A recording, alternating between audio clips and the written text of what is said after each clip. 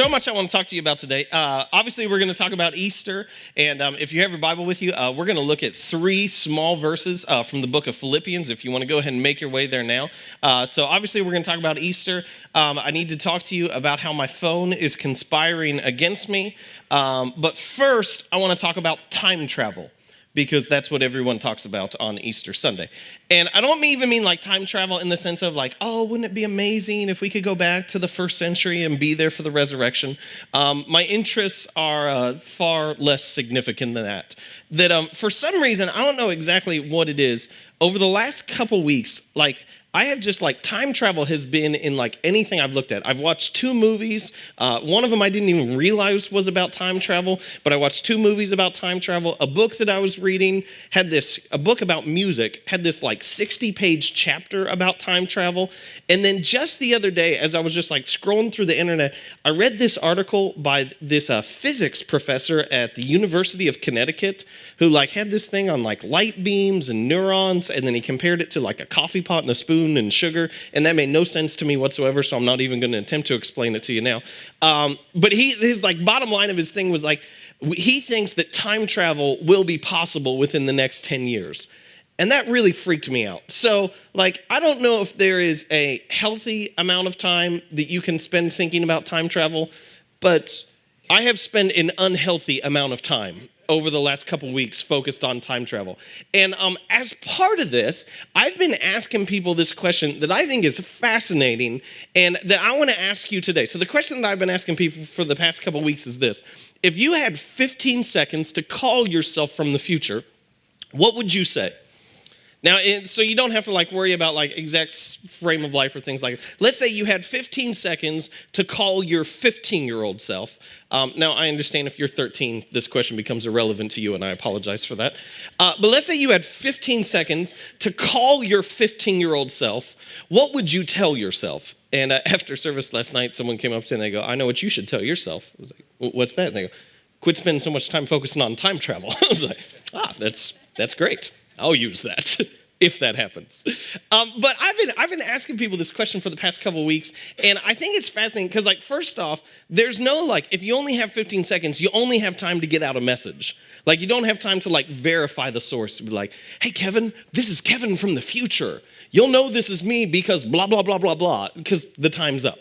So like you just have time to get out a message. And so over the last couple of weeks, I've been asking people this question. I understand you don't have time to talk about it now. I'm not going to say, go ahead and tell me your answer all at once. I don't like to do that. So you can talk about this at lunch. This is great Easter conversation.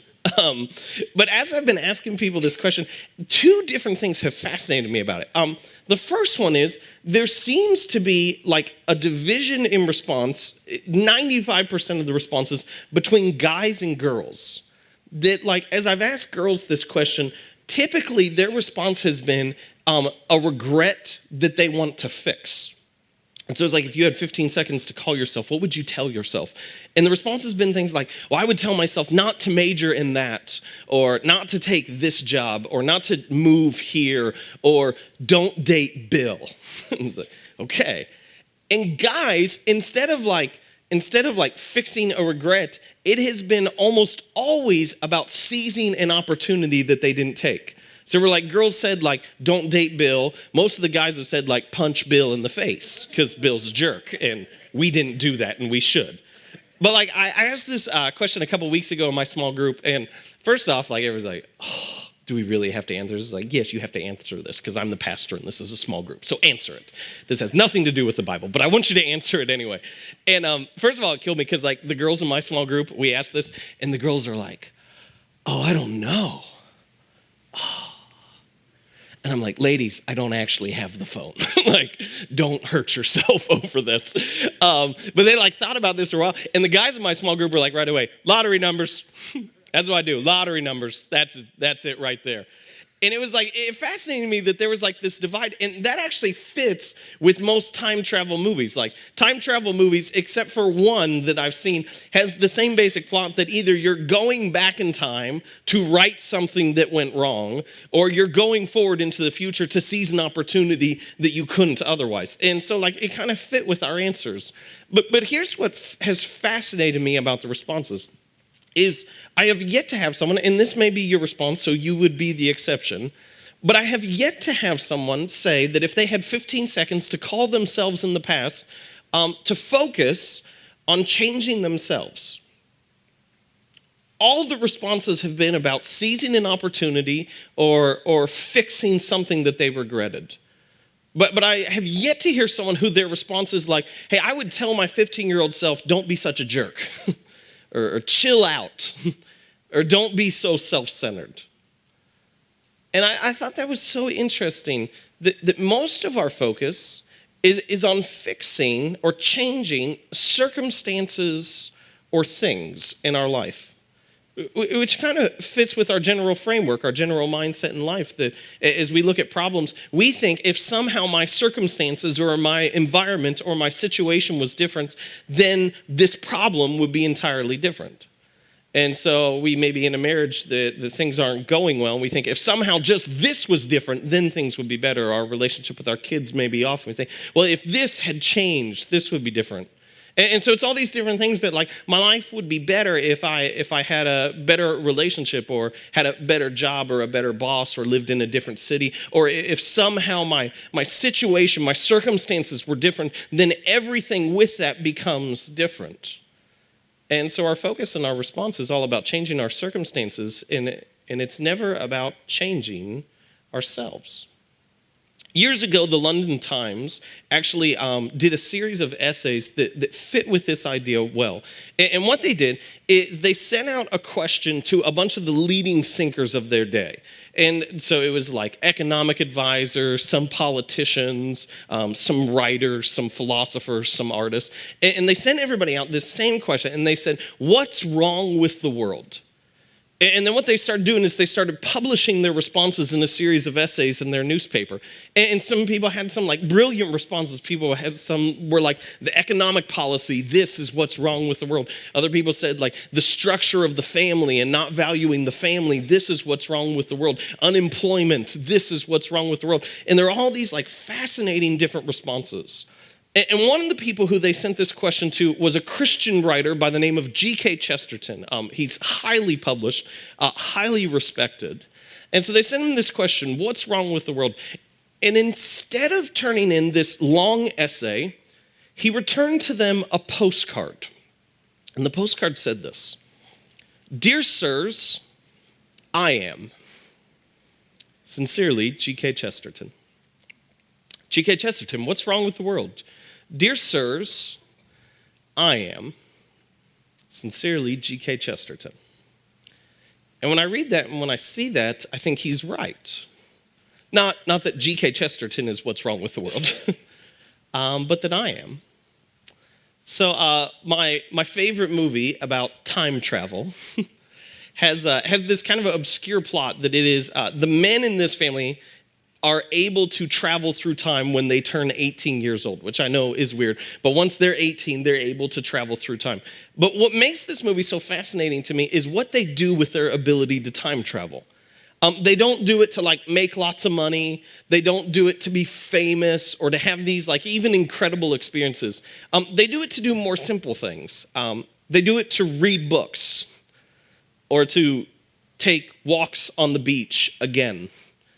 Or sometimes when they've had like a conversation that was important that didn't go well, they'll go back in time enough time so that they can get the conversation right with somebody that they care about. And like at the end of the movie, there's like this incredible moment for me where the father is talking to the son, and it's one of the last conversations they have. And the father tells the son, here's the secret to using your power to travel through time. He says, live every day twice. The first time you go through the day and there's all the uncertainties and anxieties and complexities and things you don't know how they'll turn out. And so you go through it. But then you go back and you live that day a second time. And you appreciate all the subtle nuances. You appreciate all the significant moments that you didn't have time. You were too hurried to appreciate the first time. And every time I watch this movie, honestly, I say it like this, like I feel like a better person once I've watched it. And I just feel like inspired seeing that perspective on life. And for the next couple days after that, I feel like, honestly, I'm a kinder person. I'm a little more gracious. I'm a little more loving to those around me. That when I see that perspective on life, something within me is inspired to a sense that I really feel like I become a better person. And as a result of that, the world in some way around me becomes a better place. But all I am in that moment is inspired. I'm not actually changed because that feeling goes away after a couple days. Kind of the anxiety and uncertainty and hurry of life eventually passes out of my thoughts. And my world and me, I become exactly who I was before. And so my desire to fix what is wrong with the world, being myself, is short-lived. This is why it is such a big deal to me that my phone is conspiring against me, as is yours. Let me explain it like this. So I know some of you would like, text message all the time. You are savants at the text messaging. That is not me. I like to more so spend time with the people who I am around. I will text merely as a sense of convenience, not as a way of constant communication with those around me. And so I started getting this feedback from my friends and from other people, and they're like, were you upset with me? I was like, no, I wasn't. Why did you think I was upset with you? Like, I didn't ignore your text. Like, I responded and like, yeah, I just told you this thing and you just responded with cool. I was like, yeah, that's what I thought. I thought it was cool. That's what I would say if I was with you. I would say cool. They're like, yeah, but when you say it with text messaging, it sounds so cold. It sounds like you don't care. And I kept having these people talk to me like, I feel like you're mad at me when you're texting me. And I was like, no, I'm not mad at you. I'm just talking to you how I'd talk. And so I was like, what do you want me to do? And like, could you use some exclamation points? I was like, you want me to use exclamation points? And they're like, yeah, or some like emoticons. And so I don't actually use emoticons often because that's not really my thing. Instead, like if you text something to me and I would typically respond with a smiley face, I won't put in the emoticon of a smiley face. I will actually type out smiley face. Because I think that's hilarious. You may not, but just so you know, if I respond with that, I am still laughing at the other end when you read it. Smiley face. So good. Put an exclamation point at the end of it. So this is what's happened, is I've actually tried to get better because I don't want people to think that I'm mad at them when I'm texting them in my regular tone of voice. And so I was like, okay, so I got to work at this. And so the other day I was texting Andy Basotti, our youth pastor, who gave the welcome at the beginning, and he responded with something that was like some really good news. Like it was really good news. And if I was with him, I would say, that's really cool. But I knew that wouldn't come across well in texting. So my intention was to type back great with 3 exclamation points. But follow me on this. So I have my phone in my back pocket, and so I didn't want to spend the time to get it out. And recently I have gotten an Apple Watch, which is just a blatant overuse of technology that no one needs. But I really like it. It's a lot of fun. And you can text on the Apple Watch. But like you can't type it out because it's too small. It doesn't work, okay? So you can't type it out. But what it does is it learns your responses. So it will give you like some of your typical responses and then just a category after that. And so like Andy texted me this good information. And my first thought was cool, but then I was like, no, but I need to change. I need to let him know that I'm excited. So I need to respond, great, 3 exclamation points, possibly all caps, but at least the G needs to be capitalized.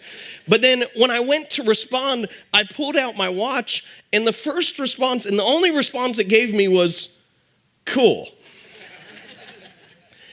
And I was like, my phone doesn't want me to change. Like it's learned who I am and it is trying to keep me exactly who I've always been, which seems so silly.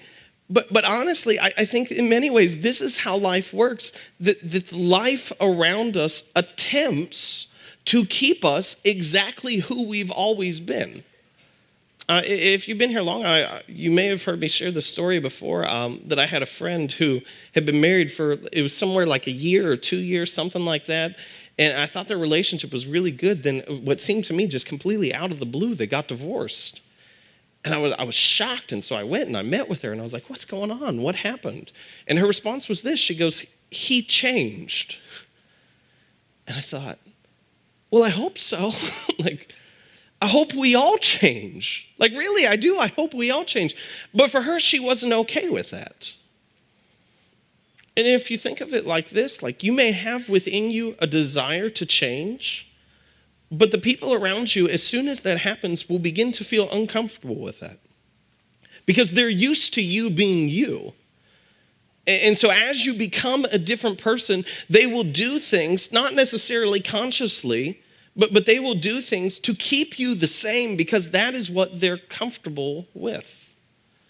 I love Gus Speth had a brilliant statement on this. If you don't know Gus, he was an economic advisor to two presidents. Carter and Clinton were the presidents that he was the economic or environmental advisor to. He's currently a professor at the Vermont Law School. And this is what he says, and this kind of fits within our situation today. He says, I used to think the top environmental problems were biodiversity loss, ecosystem collapse, and climate change. I thought that with 30 years of good science, we could address those problems, but I was wrong. The top environmental problems are selfishness, greed, and apathy. And to deal with those, we need a spiritual and cultural transformation. And we scientists don't know how to do that. Look at that. My guess is that you have had at least some exposure recently to the political conversation that's been going on in our country. And without making too much of a comment on it, I would at least like to sum up the arguments with this. That if this policy changed, or that happened, or this system was different, or this law has somehow transformed, then the world would be a better place. And that's what everybody says. They have their own version of it. But everyone says if this or that or policy or system or circumstance, if somehow the circumstances within our country were changed, then everything would be different. No one has yet to acknowledge what Gus does here.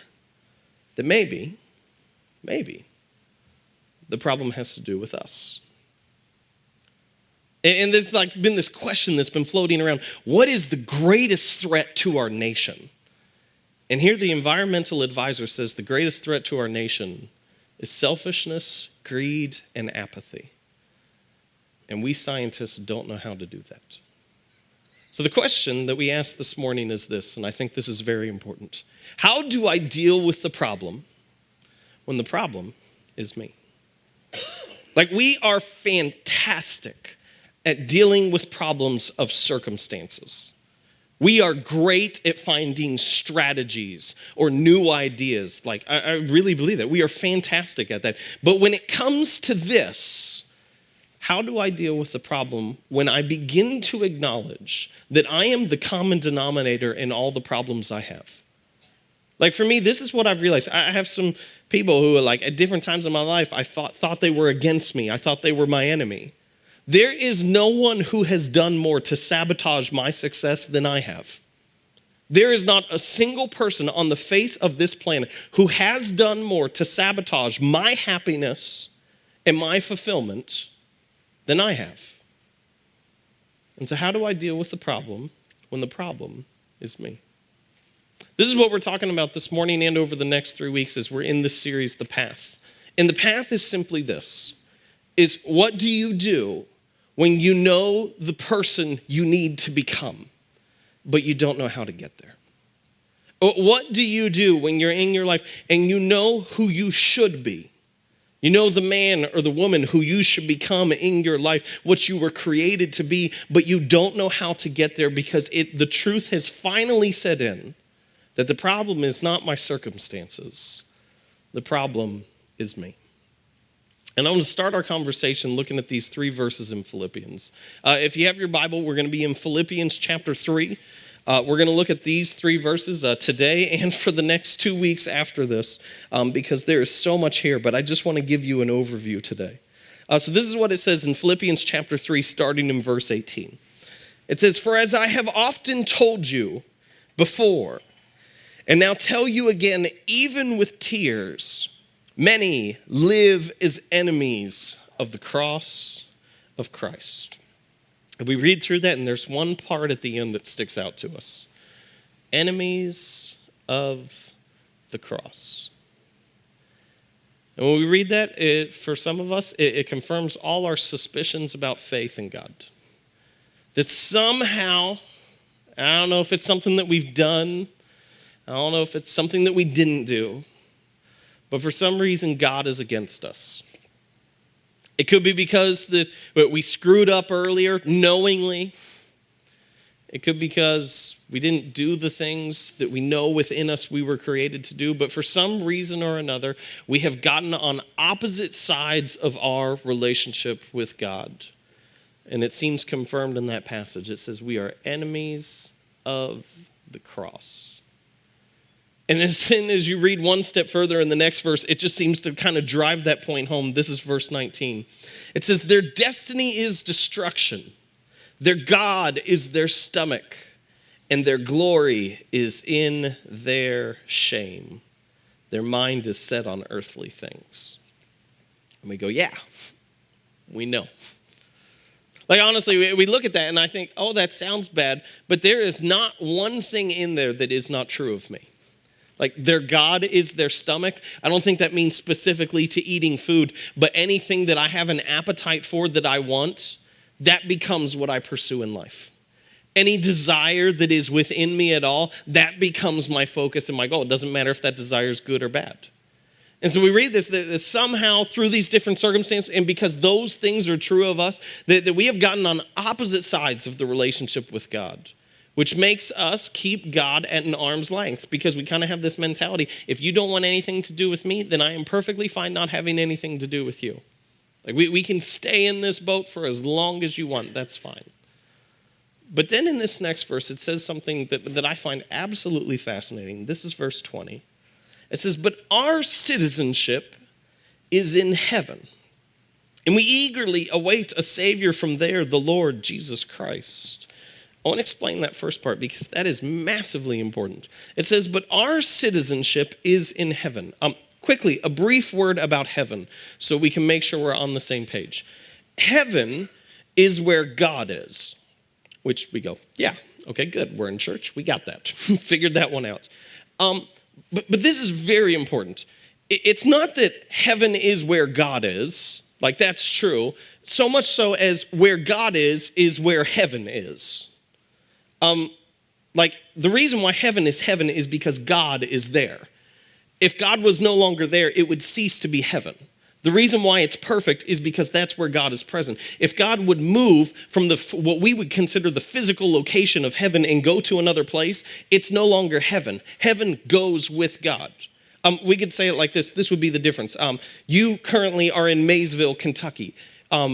If this afternoon you go visit family to have Easter lunch that's an hour away, you would no longer be in Maysville, Kentucky, but this would still be in Maysville, Kentucky. Okay? Like, we got that? But with God, it's different. Like, when God is in heaven, it's heaven. When God leaves heaven, heaven goes with him and heaven comes here. And that's incredibly important to understand with this passage because it says, but our citizenship is in heaven. What it's saying by our citizenship, it's saying that you were created, if heaven is where God is, you were created to be with God. You were created to be with God in heaven because heaven is where God is. Now look at that. How could we be enemies of God if we were created to be with God? How could we somehow be on opposite teams if we were intended, our original purpose was for us to be together? Let's look back at that first verse a little closer, verse 18. We read it as this, we are enemies of the cross, but this is what it says. Many live as enemies of the cross. It doesn't say we are, it says we live as enemies. Let me explain it like this. So my daughters yesterday started playing upward soccer. And we're starting to figure out soccer's not our thing either. That's okay.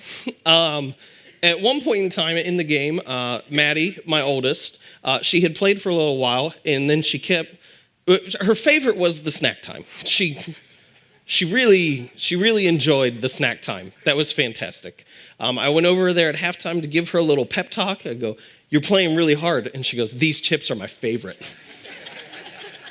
Yeah, are you having fun? I got a Capri Sun too. Great. And actually, one point in the game, I saw in the second half, I saw her coach go over to her and ask her if she wanted to go back in because I knew she did this. And then she went like this. And Maddie is sitting on the sidelines and she just flopped over on her side and then started eating her chips. It's like, okay, I guess we're done playing. But as they played, like soccer at that age, they kind of move in the mass. It's often referred to as the beehive. It just kind of all goes together, and sometimes the ball spits out here and there.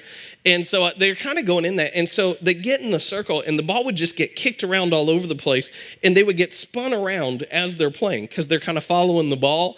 And they don't really know much about the strategy and others, so they're just kind of there trying to kick the ball.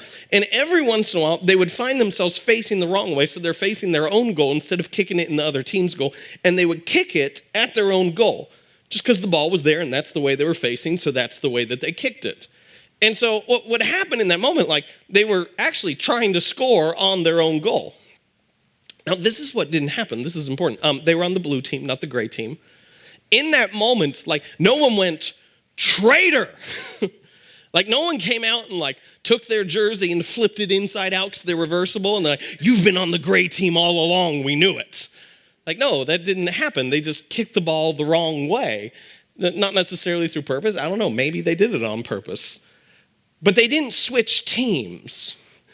They were still on the same team. They were just going the wrong direction. And I think sometimes we get this so off that we think if we're living a way less than we were created to be, then that means we're working against God, that God is against us, that somehow we have gotten on opposite teams.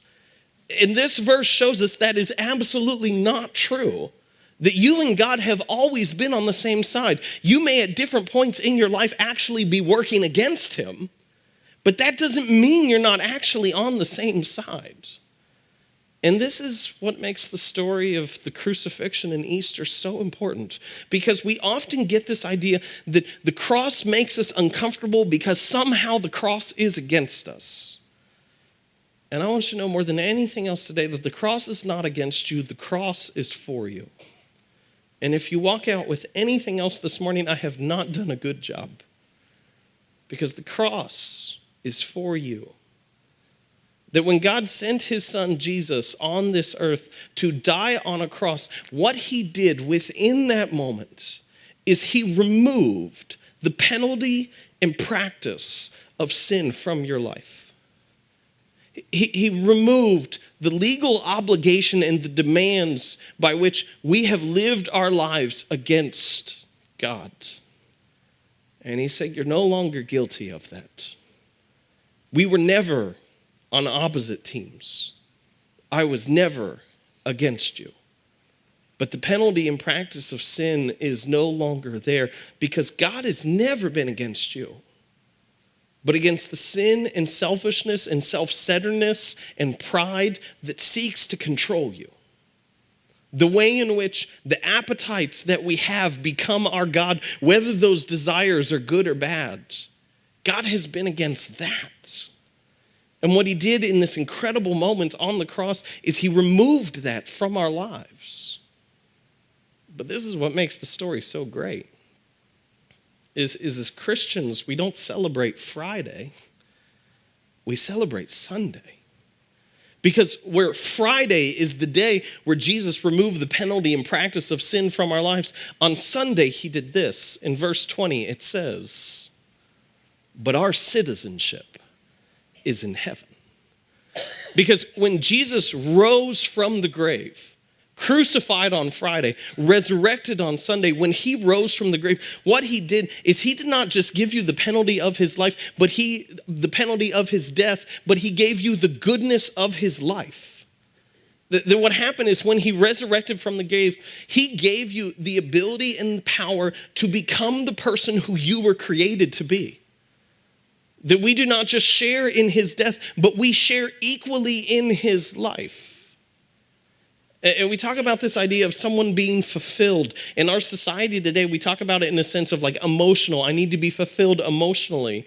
And I believe what Jesus was attempting to do and what he did do on Sunday is quite literally, he fulfilled us, meaning that he brought us to completion. He brought us to the person who we were created to be. And this is so stunning to me because we get this idea that God is against us and that somehow we need to radically change and become different. You were created good. You were created as you were intended to be created. We have just turned from that. And it shows us in this moment that God doesn't just want what is best for you. He sees what is best within you. And in the resurrection, what he does is he cultivates us and moves us on that path to become the person who we were created to be. And so the question becomes this: how do we get in on that? Like, how do we become a part of that? And I want to show you one scene from the cross. This is in the book of Luke, chapter 23. It says this. It says, 2 other men, both criminals, were also led out with him to be executed. When they came to the place called the Skull, they crucified him there, along with the criminals, one on his right, the other on his left. Jesus said, Father, forgive them, for they do not know what they are doing. If you're following along, I'm going to move down to verse 39, and I'm going to ask the band to come out. And they have this interaction. It says, one of the criminals who hung there hurled insults at him. Aren't you the Messiah? Save yourself and us. But the other criminal rebuked him. Don't you fear God, he said, since you are under the same sentence? We are punished justly, for we are getting what our deeds deserve, but this man has done nothing wrong. Then he said, Jesus, remember me when you come into your kingdom.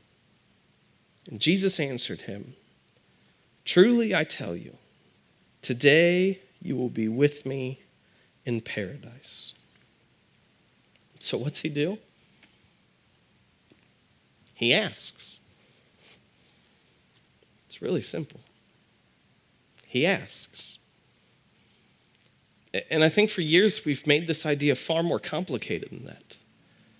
We've made it somehow about, in order to have forgiveness, but also to have the life that Jesus offers us, that somehow we need to do all these things. And there are some things we should do, or we have to pray all these different prayers. And I think prayer is a good thing. I think that's important. But on the cross, in this moment, there's no time. Like, Jesus doesn't go, hey, you need to read the book of Mark. First off, the book of Mark hadn't been written. But there's no like, stop and pray. No, he just asks in that moment. That what happens within him is there a desire to be the person who God created him to be. And that desire eventually culminates in a decision when he asks Jesus, can I be with you? Can I be a citizen of heaven? And that is the invitation of Easter. The invitation of Easter is not just to have forgiveness for what you've done wrong, but to enter a path in becoming the person who you were created to be. And it starts with this, that I am what's wrong with the world. Now there may be people who I deem as worse. There may be people who I think need it more, but I need to acknowledge that there is something that is within me that is keeping me from becoming the person who God created me to be. That I am what's wrong. And I need Jesus' death, and I need his life to be the citizen.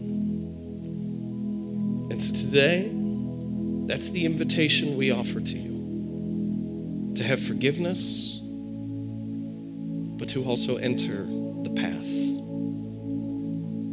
And there's no special prayer you have to pray. It's a desire that becomes a decision. And in a moment that you decide, forgiveness enters your heart. And you begin to enter with Jesus on the life that he created for you. And so I ask you, is that what you want? Because if it is, do not hesitate. Make that decision in this moment. And don't let another day go by not being on the path you were created to be on. Let me pray for you.